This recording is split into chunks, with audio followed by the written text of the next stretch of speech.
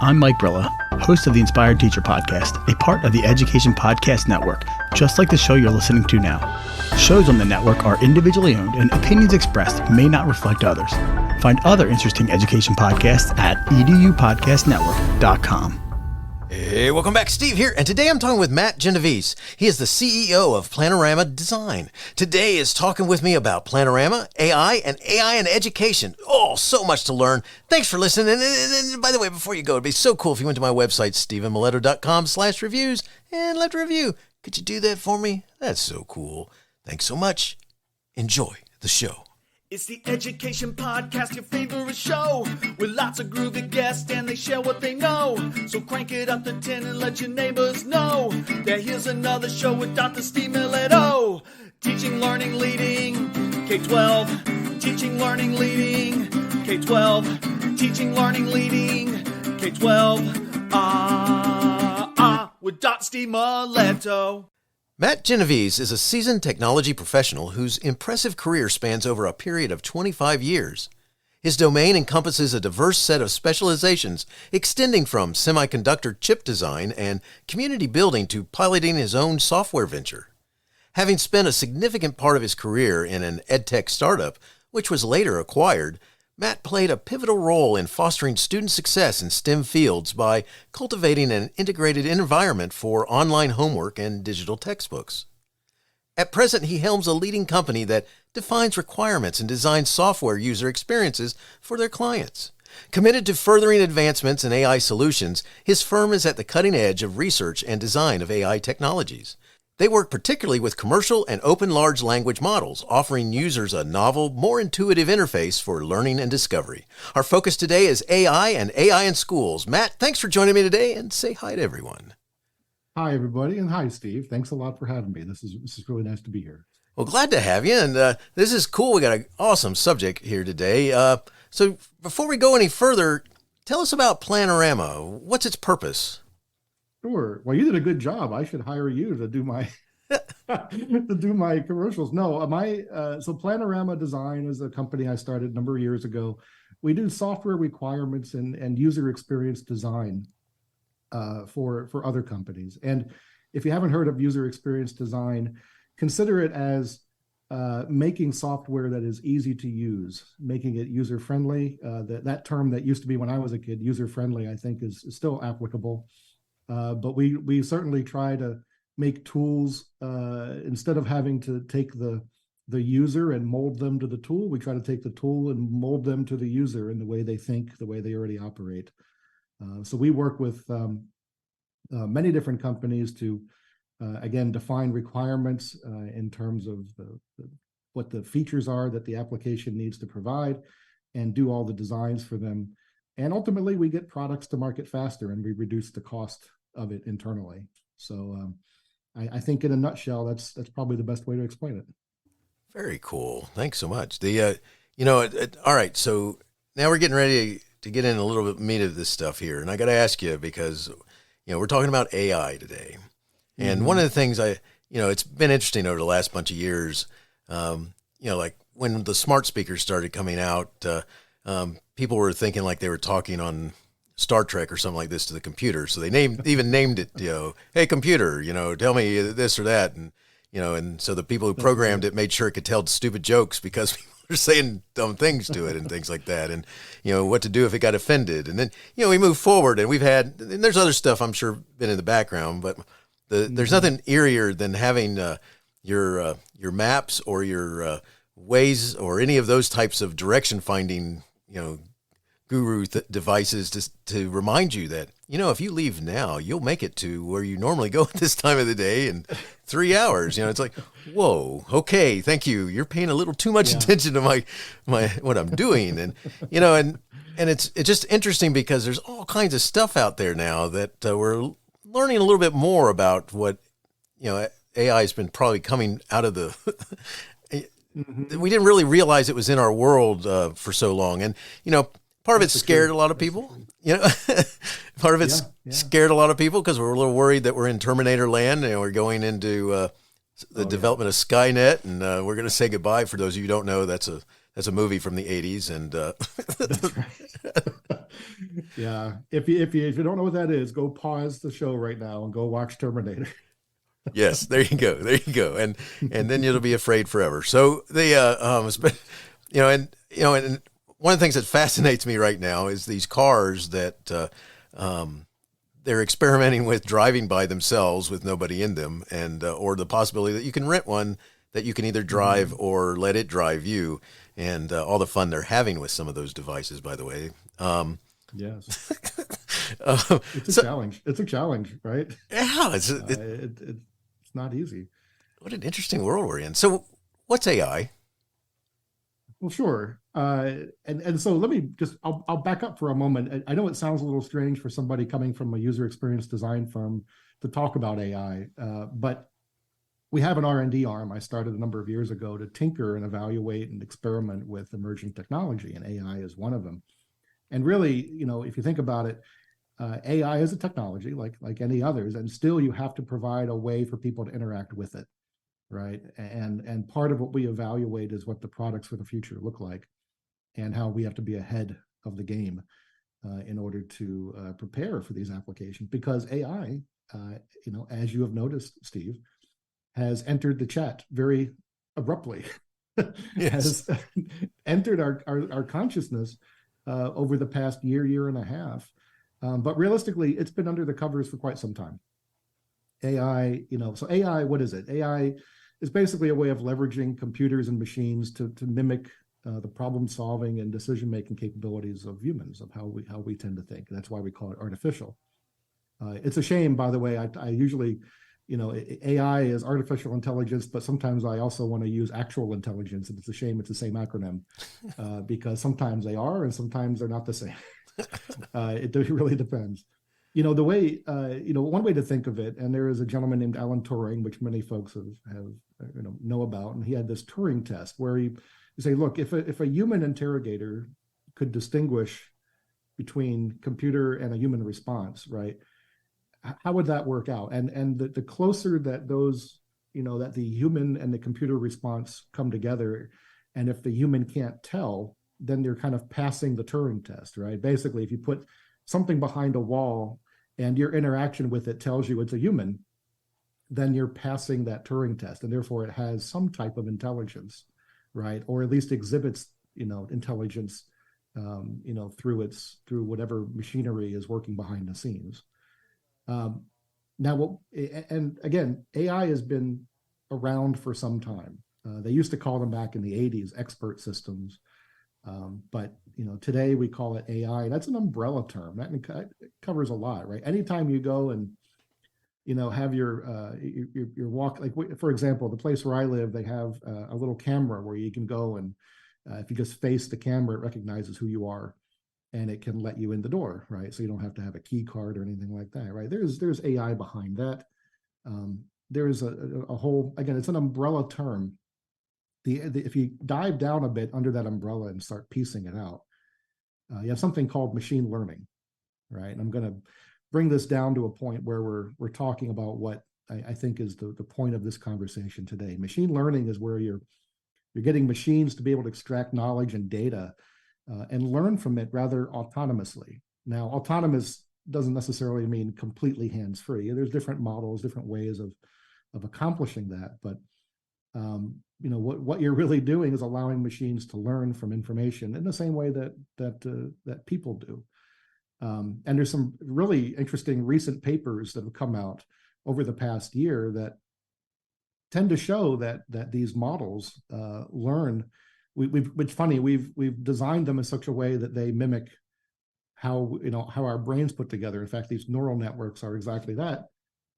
And then we're almost surprised to realize that they are best trained when they are working from the bottom up, learning the basics and then growing on top of that knowledge. And so I think the more that we understand how these models work, we start realizing that, hey, they learn the same way we do.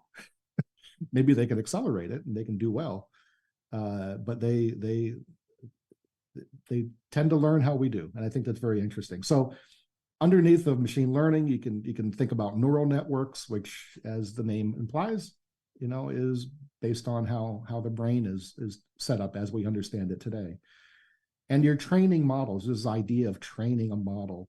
And there's inputs and there's expected outputs. And when you're training, you're saying, hey, given these inputs, we expect this output. And if it doesn't produce it, we use that training to go back into the neural network and adjust it so it will produce that output.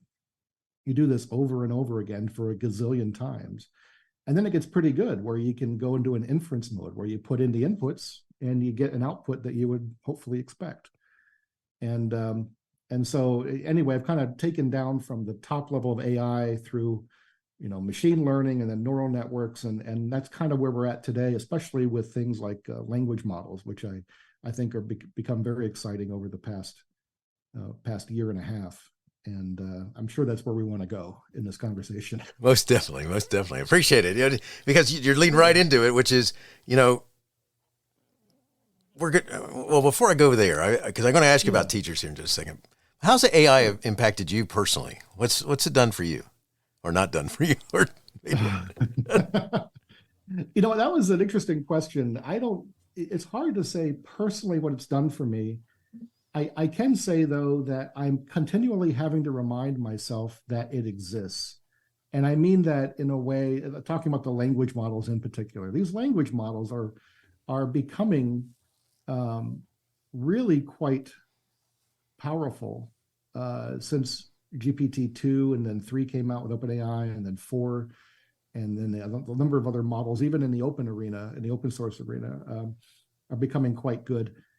And I think what I have to remember is that as I'm doing certain things in my day-to-day work, that these tools now exist that haven't for the past, number of years I've been alive, which I'm not going to give that number up, but I've been alive for a while. And I have to remind myself that they are available and it can often accelerate my own work. It can get me past some points that before would just take me some time to sit down and just drudge through this set of work. And it's almost like realizing you have another limb, and like, oh, I've got this, I've got this other arm I forgot that I had now. And now I'm able to use it in a way that, I'm just not accustomed to. And I think in the future, generations will probably behave in the same way that our kids do now, where they say, oh, they've always had a phone. They've always had a phone on them. And the older generation's like, oh, we never had that. I'm not used to even having that concept of always having a phone. And I think AI will be the same. It'll just become ubiquitous.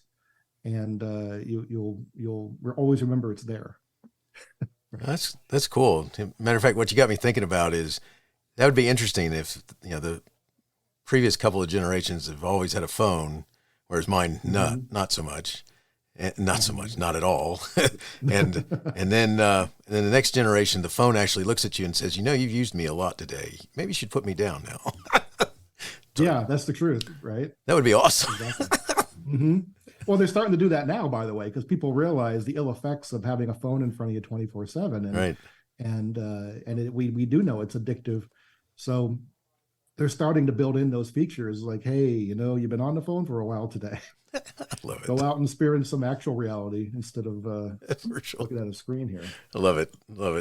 All right. So people are excited, but also a bit apprehensive about the potential implications of AI in education. Could you share your thoughts on this? I mean, so is AI going to replace a classroom teacher? I mean, because literally since ChatGPT came out, we've gone through these interesting emotional roller coasters. Oh my gosh. Hey, pretty cool. Oh, wow. Oh, this is terrible. Life's coming to an end. No, it's not. It's going to be cool. What do you think? Yeah. Well, I mean, look, that's to be expected. We haven't had something like this come onto the scene in quite some time. I'll be honest, that when I thought about this, I really thought about what was the impact, the last impact we had. And I think it was the World Wide Web in terms of just like, oh, it changes a lot of things now, right? Like all of a sudden businesses can have a place online and have a global marketplace, right? Global presence. You can talk to anybody. AI, I think, is probably as big as that. So let me share you a quick story. I used to work, as you mentioned in the intro, I worked at a company, a startup that was acquired by a larger education company. And this company built online homework. And one of the real values, and I loved working at this company, and I loved the product that they built. They made online homework that it was for the sciences, although it went into economics and other areas too. And part of what it would do was understand that the student was struggling with a certain concept in their homework. And every problem, every math problem, every science problem was designed meticulously by teams of PhD and master's level people at this company. And they knew the top 10 ways kids would screw up the concept, right? So they devised these questions, and the tutoring was built into the online homework. So it knew that when you answered a certain way that was incorrect, it told you why. Told you that, this is going to be a problem. Here's what you don't understand. Here's what we're going to help you through. And the students, turned out, they loved it. As much as a student can love homework, they loved this homework because it really did help them understand what they were doing, right? And I think most students, really just want to understand the material, right? They want to know, like, if you go into a class, whether they want to be there or not, how much nicer would it be, given two choices, to really understand what you're being taught, to come out knowing more than what you went in with. So this tool that this company built, this online homework solution, I had never had the time where I had gone to a conference, because I would go to conferences. I'd want to meet with students and professors because of my role there. I was leading the digital textbook integration with this online homework. And it's best case for me to talk to people. And I had students come up and ask to give me a hug. And I couldn't believe it. I said, well, sure. Yeah, I'll give you a hug. I'll hug anybody. And the fact that they were so happy to just have this individualized, what felt like a tutor, like a virtual tutor right there with you. They were just ecstatic and so appreciative, right? That it really left a mark on me. I said, wow, this really makes a difference. And you don't see it until you get out there. How does this relate back to the question about AI? Well, look, AI is not going to replace a teacher. This tool that company built did not replace teachers, right? But it certainly augmented their capabilities, right? If it helps students to learn the material, to better understand it, to internalize it, how bad can it be? Right? Now, we all know that students learn in different ways, and we'll probably talk about that, later on. But teachers, you're not going to replace them, right? They have an ability to inspire, to mentor, to motivate, to be, truly empathetic and interpersonal with students. But you can't replace that with AI. We don't have that. Did calculators replace the math teacher? No, right? I'm sure this analogy has been used. It's a tool. Right. And it's an opportunity to teach. You have an opportunity to teach students how to use it, and how to use calculators, and when to not use them, what they work well for and what they don't. AI is not going to leave. You're not going to get it to leave the room. Right. That bottle's been opened.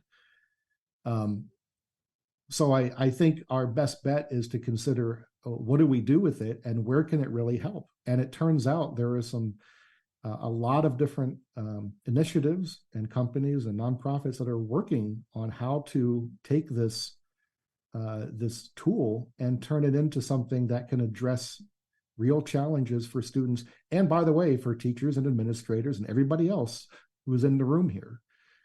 So no, it's not going to replace the classroom teacher. I think it's going to make everybody more efficient.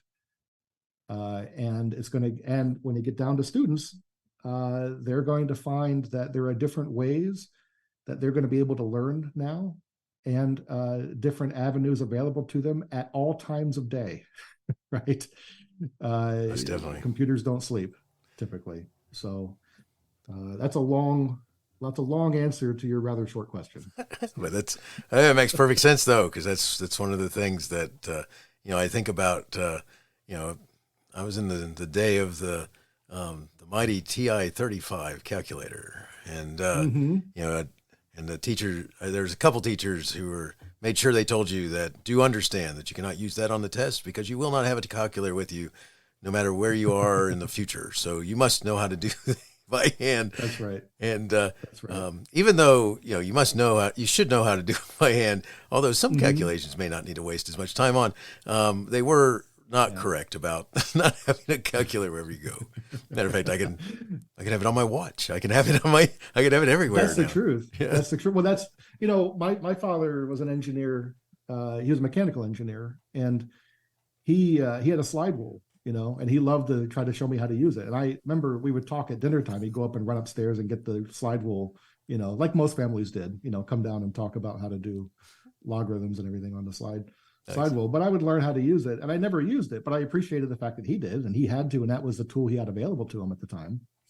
Was that considered cheating, or something like that? I don't know. Calculators is just an evolution of that. Did I ever use a slide rule? No, never. Did I use calculators to do logarithms? Yes. But did I understand how logarithms work? Yes, because, I was taught that in school and I understood it, and math happened to be my an area that I really enjoyed. Oh, I love that.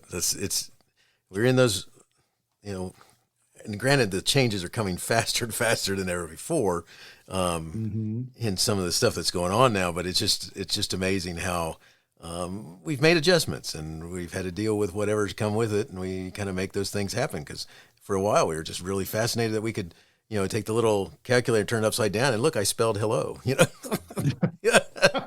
Or other things we're not going to say on the air. Oh yes, I wasn't going there. I had, but I think it's funny. So I'm gonna mention something here because I'm a little stuck in this world. I like. Did you ever read any Douglas Adams? Oh yeah, I know what you're talking about. Like history of what was it? Brief History of Time. The thing I'm talking about with him is The Hitchhiker's Guide to the Galaxy. How about that one? Oh, I'm sorry. That one. I'm sorry. I got the name wrong. That's all right. That's all right. I was thinking of Hawking. Yeah. You're thinking of real stuff. I'm talking about the guy in sci-fi land. And, That's right. And my point is that he had there are two characters that I always think about now as we're moving forward with AI, and one is Eddie, the shipboard computer, who would like to say things to everybody because he's there to serve them. Hi guys, how you doing today? It's and he'd talk about all kinds of different stuff with them. And then you had Marvin, the paranoid android, who would talk about the brain the size of a universe, and they asked me to go get this and go get that, and and so where I'm going with this is that I'm really afraid of sometimes where we're going with it in shopping and retail and stuff like this, because I could just see us. I'm in it. I'm a Braves fan. I go to Atlanta Braves games all the time. We'll be going to one tonight, by the way. And one of the things that's new there is they have this booth that you walk into that needs nobody to operate it. You have to insert your credit card. You walk in, and then anything you buy when you leave is charged to that credit card. And there's an interesting number of these little self-serve things start to pop up in the stadium. Now, granted, most people are not in that little thing. They're out there wanting to find somebody to help them get their hot dog and get the other stuff that they need. But we're seeing these interesting changes though, as the technology is becoming something that people can do something with it. And one of the things I wanted to talk about, you started to mention just a minute ago, which is, as different learners have different learning styles. I mean, how can AI assist in personalizing learning materials to cater for this diversity? I mean, there's cool it's a stuff. Good question. I think everybody tends to think of, I see Chat GPT and I can type on it and it gives me stuff back. We're very nascent in this whole period, right? It's like we're in web, not even 1.0, we're in web 0.3, right? It's just launching. I mean, really, right. 2022, 2023, in terms of the language models, this has been the banner year, right? For a while, I was reading the papers coming out from Google and Microsoft and other institutions at Stanford, and it felt like every 6 hours there was a new paper coming out. Like there was a real speed, but that's what happens when this is really, taking off. So to answer your question, we're early, right? But I have some ideas. So first of all, I'm going to say just up front that we have these big models, and you're right. You kind of go back to the Hitchhiker's Guide. You say, like, we have these giant models that do things, like GPT-4, trained on a huge number of data sets, has a large, stiflingly large network inside of it, or parameters. And then you look and say, well, it can say anything, it can do anything, but what is it really good at? And there are certain things it's really good, but there are certain things it's not really good at, right? And so we're building. What are we doing? We're building other things to, like in terms of these ideas called agents, where you have the language model helping itself to decide what agents to deploy to go and figure out things that it can't figure out itself, right? And some of these agents may actually be more focused, more directed language models that do certain things really well, but in a narrow field, right? And you may find these coming on the scene here in the next few years that are focusing on solving certain problems. These smaller models that don't require a lot of hardware, therefore they're a lot lower cost. And why am I saying this about the learning styles? Meaning that what I'm talking about is that these large language models that are just ginormous may be able to deploy other language models that do other types of things that, in terms of learning, may handle certain areas for students, may help students and teachers and administrators doing certain types of things. Now let's go back to the question about personalizing learning materials and helping students based on the diversity of the ways people learn, right? One of them I'll say is probably an adaptive learning approach, right? So you could have these AI powered platforms that could not just talk back and forth with the student, but offer different types of interactive learning options, right? Like gamified quizzes, problem solving puzzles, even VR simulations, and do them on the fly, right? Create these in a way that students now have the AI understanding what the challenges it's having, the students having, and give it different ways to learn, to communicate how that particular concept works, right? To give them that understanding, right? Another way is, and it's very similar, but customized content, right? You could take areas that the student is struggling with, help put together study guides, other types of tools to help them just learn what they need to learn, right? Instead of learning everything that they already understand, why spend time on things that you already grasp? Help them understand the concepts that they're struggling with. And again, it's similar to adaptive in that way, because you're customizing based on the student. I think a lot of the challenge has been in teaching that teachers are overworked, educators are overworked. They can't address every student's needs. And yet, when you have something like AI that can that doesn't sleep, and can look at every particular student and how they're doing, what they're struggling with, what they're not struggling with, to create this level of customization for every student, I think is going to be very, very powerful. And I think a theme that we're going to find permeate throughout education, this personalized approach. I know that's been in ed tech for some time. This personalized approach for students, I think, is just going to accelerate with the use of AI, because it will amplify those capabilities.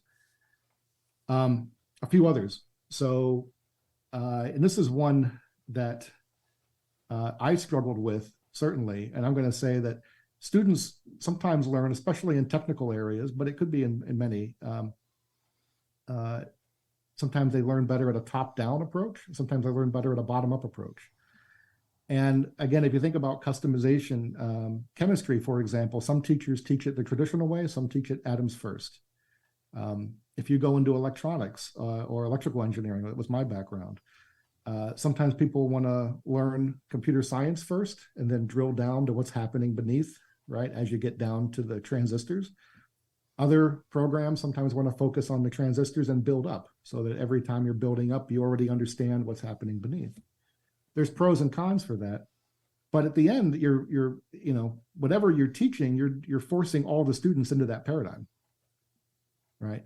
I think there's other ways to do it, and I think that the AI can support going up or going down as the student needs to during their learning experience, right? And you don't necessarily have to put people into buckets or the whole class or the whole course in a bucket and say you're all going to learn top down or we're all going to learn bottom up. I think there's going to be a lot of learning predictions, so we're going to have performance data for each learner, for each student, and to predict even future areas where they're going to struggle, right? And you could have, what I would call strategic interventions ahead of time to get these students to a place where they're prepared for what's coming next, right? And if you can anticipate where they're going to have challenges, especially based on their prior experience, right? You're training some of the AI, you're giving it these indicators to say they struggled with these certain topics already. We think they're going to struggle with this one too, right? How can we prepare them now for what's coming up in the future? I think that's kind of exciting. And then the final one I'll bring up is to say that it's continuous feedback. If you can, instead of having periodic progress reports, right, you can have AI provide real-time feedback to students and the parents, and again, really try to help correct mistakes on the spot. Reinforce correct responses. Maintain the motivation for the students so they're not checking out from the process because they're feeling demotivated from not understanding where they're at. Hell, I went through 12 years of school, and then 5 years of undergrad, and then another 2 years of graduate. And there are many times where you just sit back and like, oh God, I can't do this. Yes. Right? No matter how much schooling you do, you can still, and how old you are, you can still come back and say like, I can't do it. Right. And to feel like that there's something coming in and saying, hey, I've got your back. Here's what you're missing. Here's what you're not getting. Here's the line that you have, or the dots you haven't connected yet. And then once you're there, it's amazing how much better of a day it is when those dots are connected. And I'm hopeful. I think AI can really make a difference because look, one of the things AI is really interesting about is that it looks at all the data and finds patterns, finds ways to predict. And people, we are good at many things, and we're good at pattern matching, but we can't see all the data. We can't encapsulate it all. AI, I think, has a real advantage here where it can look and say, oh, I'm seeing some trends that are predictive of this person having trouble. And maybe no person would see it. Or maybe the teacher just doesn't have time. The educator doesn't have the ability to give attention to every student that way. But the teacher certainly can receive an indication from the AI saying, hey, Johnny over here is going to have trouble in this. You may want to go and talk with them before you do this lesson coming up, right? And give them some prep work on that, or spend some more time with them. That is something that I think any educator would really appreciate knowing, right? Where to intervene, right? And who needs the intervention and what kind. So that's where I really see this playing a part. That's so cool, because I think you're so right on the money. I mean, it's just because it's one of the things that to keep track of that, especially, kids do funny things. I was one of those kids who did funny things. I went into the classroom and I tried to make sure that if you'd let me, I would sit, kind of up towards the front, but not at the front, and kind of in the middle to the right of the classroom. And I would look at you the whole time. I would let my friends talk to me, and you'd swear I was paying attention and doing everything I was supposed to be doing. And actually I was drawing my superhero pictures, but, but the whole point was to keep you from calling me to the board and stuff like this. And, and so for the most part, when I was in class, they didn't really know if I was getting it or not, unless they really checked my homework, or if they would have done something like checking my progress. And which is what you're talking about, is how much the AI could fall into that gap of, taking care of that gap and addressing, finding out whether Steve's getting it or not, or Steve's drawing superheroes. That's right. That's right. I mean, they're using it in medicine, right? I mean, I'm not a doctor, nor do I play one on TV, right? But you could have, you're having AI right now looking at different tests that have been conducted and looking at pictures and finding things that doctors, the human eye, or whatever we have today is not able to find yet, right? And if they can do it for medicine, they can do it for education. That's so powerful. I love that. All right. So one of the things I think is really cool is that AI can also take care of some of the daily stuff that, just kind of bogs us down, but we may not have to deal with it. I mean, can you discuss some innovative ways, AI could potentially kind of reduce their workload when you're looking at like, some daily drudgery type stuff like duties and things like that? Well, that's a good one. And it's true. I mean, every job, you end up doing things that don't feel like they're value add, but they have to be done anyway. Right. I like that, by the way. and you can't outsource it, right? There's certain things you can outsource, right? Like when I first started Planorama, I was doing the accounting and managing that. Then when I got to be big enough, I could outsource that to an accountant, a team, right? And let them take care of it. Teachers don't really have that available to them, right? No. But so one area I think of is automatic grading or automated grading and assignment assessment. It can be trained to understand the answer patterns, and put, fill out rubrics for you to understand where students are at, right? And show where students are doing well, show where they're struggling. And it allows, I think it's going to free up teachers to spend more quality time teaching and interacting with their students, right? And I'm just going to mention again, the goal here is not to replace teachers. The goal is to make them more effective, right? To give them the insights to what they need so they can intervene and work with students to bring them all to level them all up to where they need to be. I think automated grading is one of them. I think an administrative automation is another, right? Doing attendance and scheduling and any kind of logistics, any diversion that can be removed to allow more time spent teaching, I think is one that's ripe for automation. And there's a lot of tools out there that do this already. I think it's going to get better because you don't always have standardization for this type of administrative stuff. School districts, everyone may do it differently, right? And the real nice thing about language models and things like that is they're trained on just working, communicating with people, right? So it doesn't really matter if the school district adopts a certain method and another district adopts a different method. As long as you can communicate it in language, it can review it and give you the appropriate response, right? And that response may be, again, attendance, it may be scheduling, it may be sending out notices to parents, whatever that is, right? And again, I'm not saying this automation needs to be truly automatic, so the teacher just never sees it happening.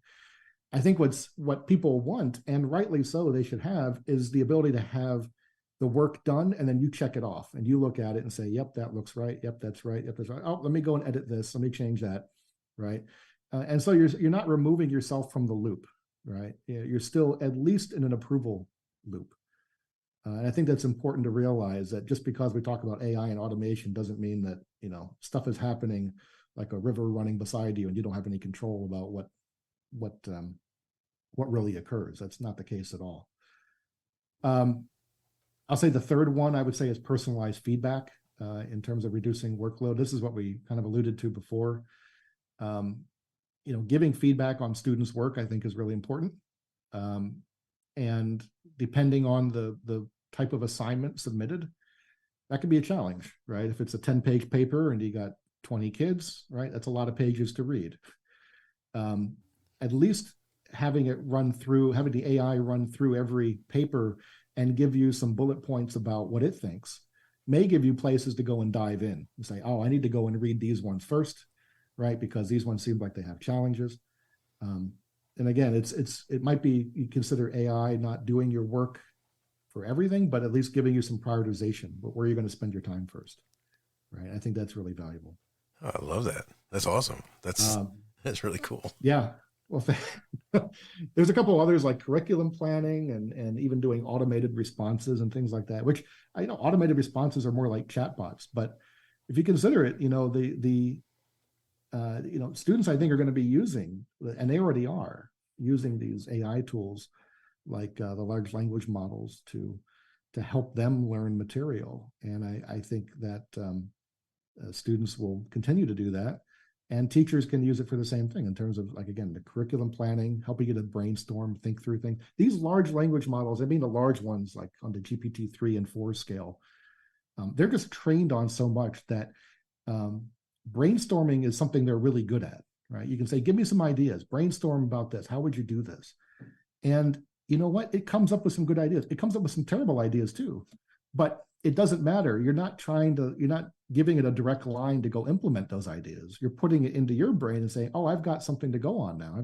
It sparked off some of my own ideas in my head, right? And it gives you a place to start maybe opening yourself up to avenues you wouldn't have considered before, right? The other way I like to say it is that sometimes it gets you past the blank sheet of paper problem, where you're like, oh, I got to sit down and write this. Why not have it give you some ideas, and then now you don't have writer's block anymore. You can go and start executing on it. It's still yours, but it helped get you past a block. That's awesome. I love it. That's especially, I really can see that getting you past that. You're sitting in the chair looking at the piece of paper and going, I don't know what to write. I love that. We're all people. We still got to walk the same common problems. Exactly. I love it. Yeah. All right. So I have friends who would, if I didn't ask you this question and we didn't talk about it, they would definitely not let me live it down, which is simply this.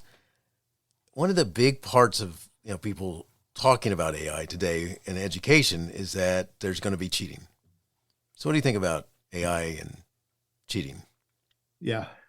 You almost can't have the conversation without talking about it. Right. And AI, artificial intelligence is also academic integrity. It's lovely how that worked out. Yes, it is. But look, students will, have and always will have the temptation to cheat, right? You can try to prevent it, and we still do, right? We still try to prevent that from happening. However, it's ultimately, if somebody wants to cheat, they're going to cheat. But I think there are ways now that we're going to want to adjust our pedagogy to account for what AI does well and account for how students might misuse it, right? First of all, and something I'll say right off the bat for teachers that have heard about this, about like this cheating detectors, or, was the paper written by AI? Don't use those tools, right? Your students are getting in trouble for papers that they have legitimately written because these tools can't detect it. And no matter what they say, just understand that part of how AI is built in general, and I'll say machine learning tools in general, but let's talk at a high level. You have a portion of it that generates the, whatever it is, the image, the picture, the text, the music, whatever it is. And then you have another portion that is adversarial, that is trying to detect if it's fake, right? Because that's part of how this works. Think about image generation, which has been used a lot by Stability and Midjourney and others. It's called a generative adversarial network. The adversarial part is the part that's trying to detect if it's real or if it's a fake. So the adversary is already trying to figure that out. If it can't figure it out past a certain point, then it publishes it and says, okay, it's good to go. I'm talking at a high level. There's a lot behind here, but this is the very summarized version. So if there is an ability to detect that something is not authentic, it would have been built into the adversarial part already, and then you would not be able to detect it anymore. So the point is that these language models produce in lots of different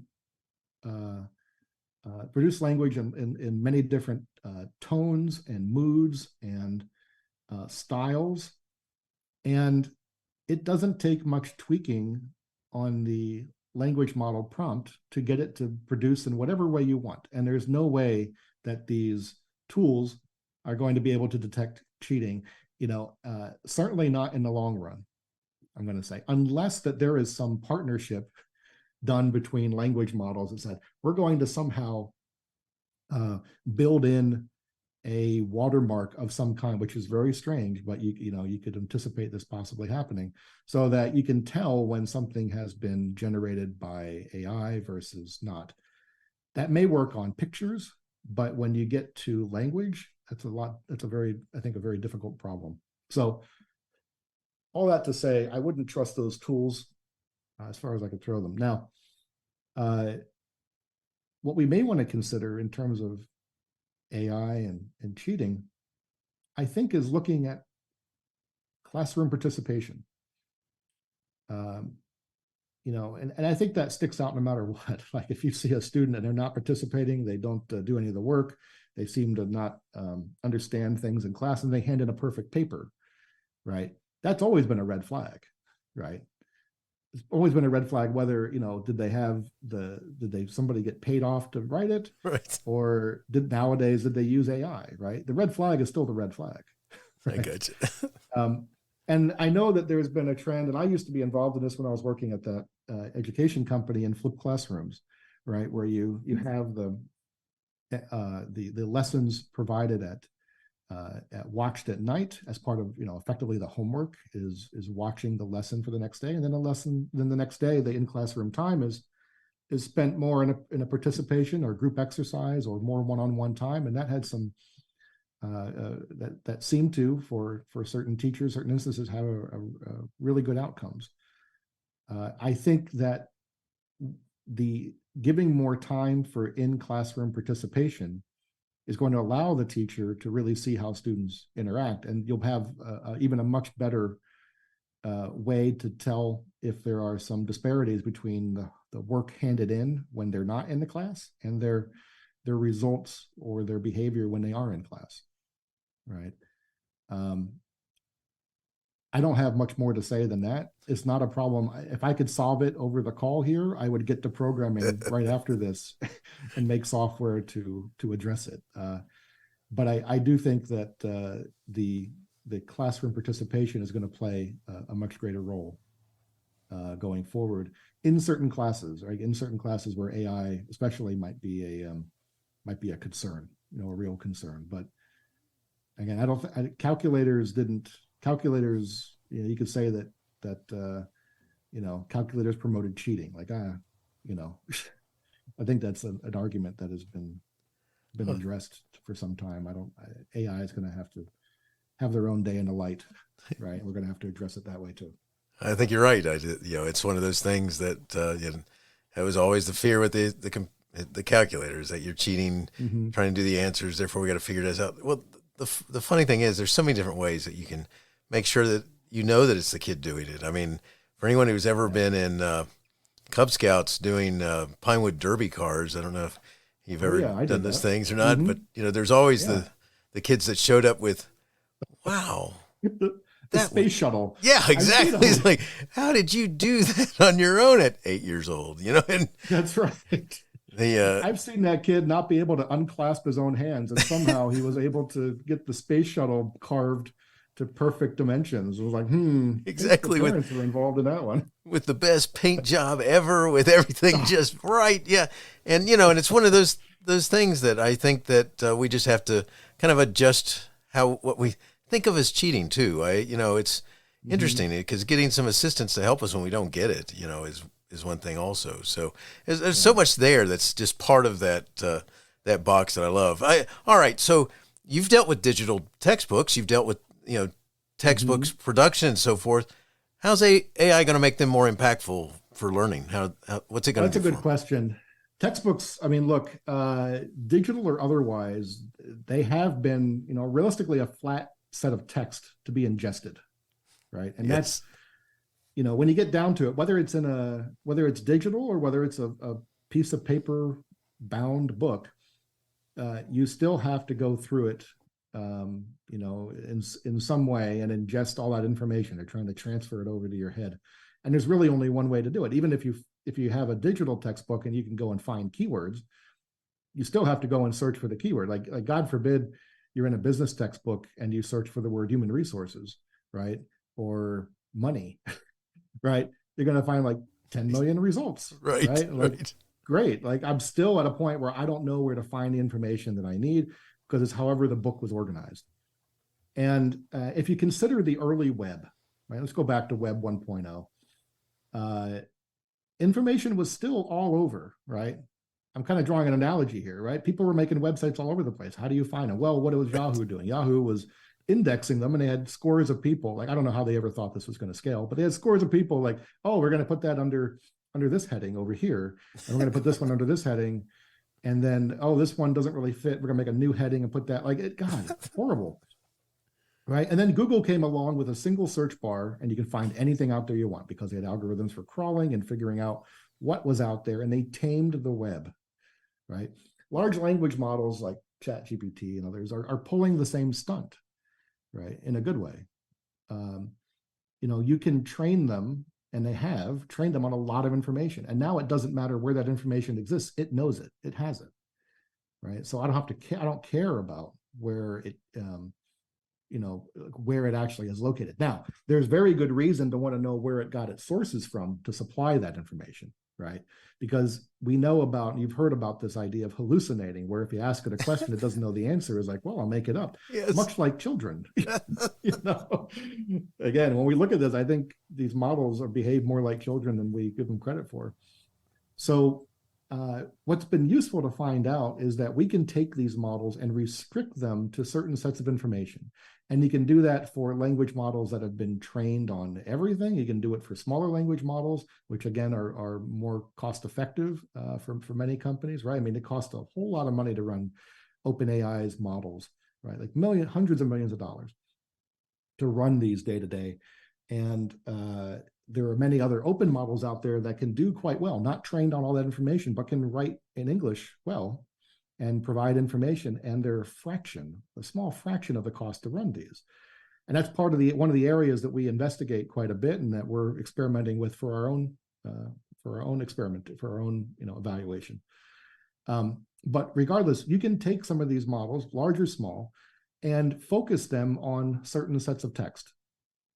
Okay, and at that point, now you're answering questions that are coming from the book. And it doesn't matter where the information resides, right? The information could have been, based on the question you're asking, it could be in, page 12, page 50, and page 300, where it got the information to answer your question.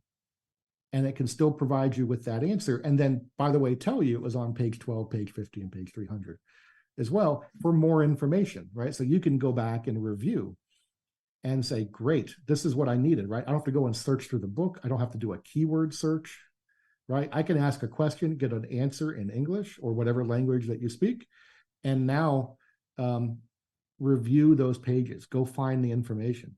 Now, these days, you better make sure that information is correct. Like, it's giving you an answer. You should go back to those 3 pages and say, yes, the answer it gave me is correct, because we're still working out the challenges with hallucination or just giving errant, responses. But look, we've done our own testing. It can do a pretty good job, right? And I think if you instruct students who are using AI and using some of these future applications that are relying on large language models and restricting it to certain sets of text, then you can teach them, hey, part of what you need to do, like a good student, is go and review the references, which is a good lesson to teach students anyway, right? Oh, yeah. So anyway, that's how I talk about these textbooks. I think it's going to revitalize them, because while you could ask questions that are about anything, if the teacher's trying to focus on this textbook and this set of information, it doesn't have to be just the textbook. It could be other information they're providing as part of their own research. Put it into the language model and have it focused just for their class, right? Their class they're teaching. I think that becomes really valuable, because now you do have this tutor effectively that is able to answer any question for students about that restricted set of information 24/7. That's awesome. It's so cool. It's going to be neat to see where it goes and how it does things, and what it morphs into, or if it looks anything like it does now. So, and you can see the impact it would have on the books to help them even be more interactive with the students and so forth, which is cool. All right, so I gotta ask this. So, what changes do you see 5 years from now? I mean, what do you see coming with that with AI and thinking about what's going on in ed tech? Well, that's a good question. I can tell you that, thinking of it in terms of user experience design, right? How people are using these applications. Right now in 2023, since ChatGPT became this amazing application, published and became part of the the consciousness of many, many people. It's hard to say even early adopters. I mean, there's a lot of early adopters for ChatGPT. It's questionable whether it's still early adopters or it's moved into the mainstream. But that interface is largely type some information, get a response. Type some information, get a response, right? Have a conversation. And typing is a lot of effort. Like Microsoft built Windows, Apple built the Mac so you could use the mouse. So you could escape the command line. And a lot of these newer applications or I'll say apps that are hitting the market now, which are, a lot of them are just front ends for prompts into these language models, are still using the command line to some degree to enter information in. I think we're going to need to have AI become a lot more ubiquitous and handled perhaps more on the application side behind the scenes, so that the user isn't required to go and sit and type in a lot of information in order to get responses back. You can go on ChatGPT right now. If you just understand how to write good prompts for it, it can help you with a lot right now. But does that mean it integrates in really well with your existing applications? No, it does not right now. Right? You have to copy it out and put it into some format and get it over to your application and pull it in. And and it can help. I mean, it's pretty good at also, if you give it some formats for producing the data, it can help with that. But it's not perfect, and it's not always, unless you're using certain plugins, it's not always repeatable.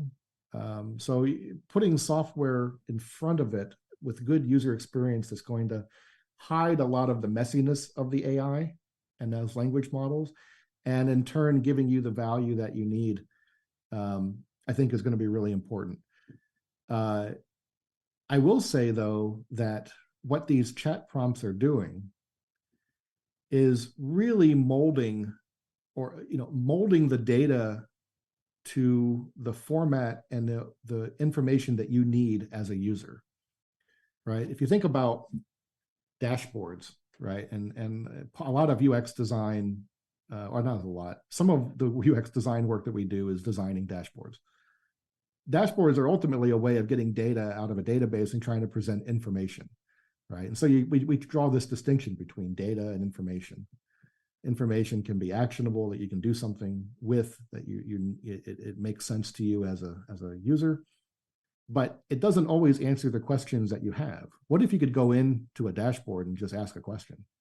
Say, here's what I'm trying to figure out. Could you tell me if that's actually true? Could you tell me how this works? Could you tell me, where is this student struggling, right? How are these group of students over here, how are they doing compared to the other students, right? Like, otherwise you have to go and dig through data to figure that out if you're trying to be an educator and determine what your next steps are as part of your work teaching these students. If you could just ask questions and get the data back to you in the way that you need it to answer those questions, that's ultimately taking the software and molding it to the user, which is what UX design is all about, right? You could give a person a brick and say, there, I made you a hammer. Why did you give me a brick? Well, because it's the easiest thing for us to make in mass production. Yeah, but I don't want a brick. I want to have a handle on it. Why do you want a handle? We gave you a brick. You just grab, right? So that's what UX is addressing, is like, give people hammers based on their way of thinking, their anatomy in this case. Like, I got this hand, I want to be able to swing it. I need momentum, and that's what UX does. AI can certainly address that, because look, the user is just trying to figure out some information, just trying to figure something out. If you let them ask it, the AI can support providing it to them in the way they need it. So I also think, by the way, speech as a modality is going to be supported more in the future. A lot of the AI we haven't talked about right now is also text to speech, speech to text, right? And that is again, an area we haven't spoken about much, but I think that's going to enter the scene. A lot of students who are perhaps, if they can become accustomed to talking to a computer in that way, and having conversations with it, it may be a lot easier for them to talk than it would be to type, right? And if it feels like it can have conversations back and forth, then I think that's very, very useful as well, to teach and learn topics without having to sit at a keyboard the whole time. That's awesome. I love it. I love it. Man, this has been awesome. We're getting close to finishing up. Before I let you go, and we got one last question coming up after this. If someone wanted to follow up and connect with you and or learn more, where would you send them? Sure. Well, I have on our website, which is planorama.design. .design is correct. It's there's more than .com and .org and .net. There's so planorama.design/podcast. I have a page there so that you could find me and where to get me online, and even set up a call if you needed to talk about something. I have it all right there. So planorama.design/podcast. Awesome. I'll have that information in the show notes, so it's easy for the guests to find it. Last question for you, Matt. Do you have a teacher in your past who made a difference in your life? If so, who was it?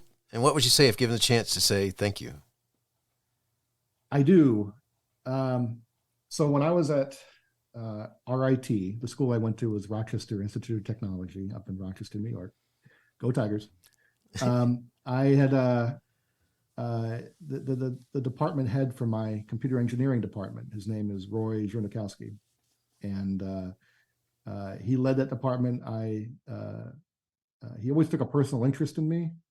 We became friends while I was there, and longtime friends to this day. In fact, when I was up in New York a year ago, I had a chance to meet and visit with him. He always gave me good practical advice. He was like how they say there's a man's man. Like, he was an engineer's engineer. Nice. As far as I'm concerned, he always gave me good advice on a personal and professional level. Always took an interest, recognized that I had a love for this space, and fostered me in that process. So I would say he's one of the many memorable ones. I probably could pick a number of them from high school and college, but he certainly is one that comes to mind, and I like to publicly thank him. Very cool. Thank you so much. Matt, thanks so much for talking with me about Planorama, AI in education. This has been cool. Thank you, Steve. I had a good time. Hey, you have been listening to Teaching, Learning, Leading K-12, a podcast to help you help kids achieve their dreams. Teaching, Learning, Leading K-12 is a member of the Education Podcast Network. Podcasts for educators, podcasts by educators. Teaching, Learning, Leading K-12 is a member of the podcast network based in Canada called Voice Ed Radio. Voice Ed Radio, your voice is right here. The opinions expressed on Teaching, Learning, Leading K-12 are those of the guests and host. Teaching, Learning, Leading K-12 is intended to share ideas, advice, and suggestions. Teaching, Learning, Leading K-12 is produced for educational purposes. Hey, thanks for listening. It would be awesome if you visited my website at stephenmiletto.com and connected with me, left a review, and listened to more episodes. And by the way, you could also share it with your friends, with your family, and your colleagues. Thanks so much. You're awesome.